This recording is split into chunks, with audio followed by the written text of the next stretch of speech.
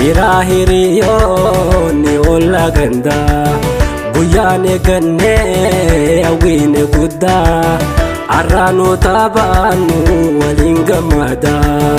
Firahiriyoonni olla gandaa guyyaane gannee hawwiine guddaa arraanoo taphaannu waliin gammadaa.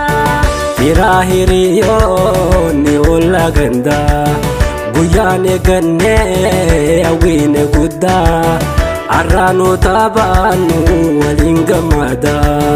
Firahiriyoonni olla gandaa guyyaane gannee hawwiine guddaa arraanoo taphaannu waliin gammadaa.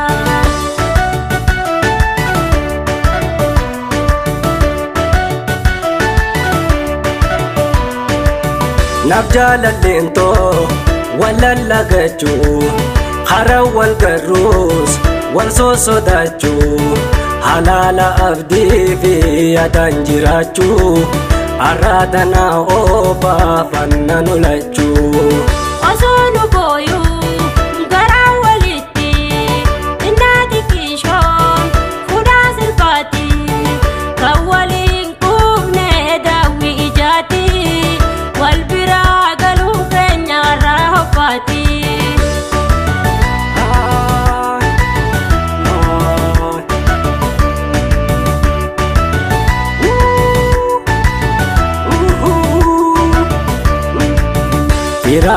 Firahiriyoonni olla gandaa guyyaane gannee hawwiine guddaa arraanoo taphaannu waliin gammadaa. Firahiriyoonni olla gandaa guyyaane gannee hawwiine guddaa arraanoo taphaannu waliin gammadaa.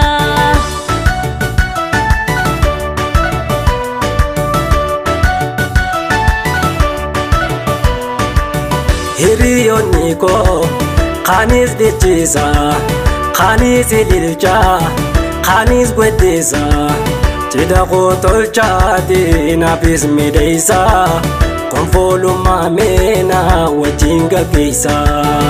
Abbaa hiriyoon wayituu fi hellee jireenya naannoo wiliirraa galee natti dhaammadhaa naafis midheessa guyyaan ajjabaati jiruu toqeessa.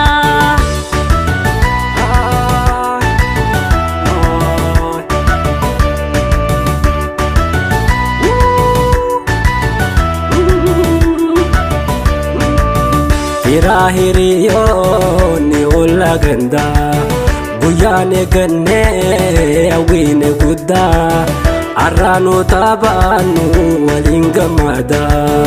Firahiriyoonni olla gandaa guyyaane gannee hawwiine guddaa arraanoo taphaannu waliin gammadaa.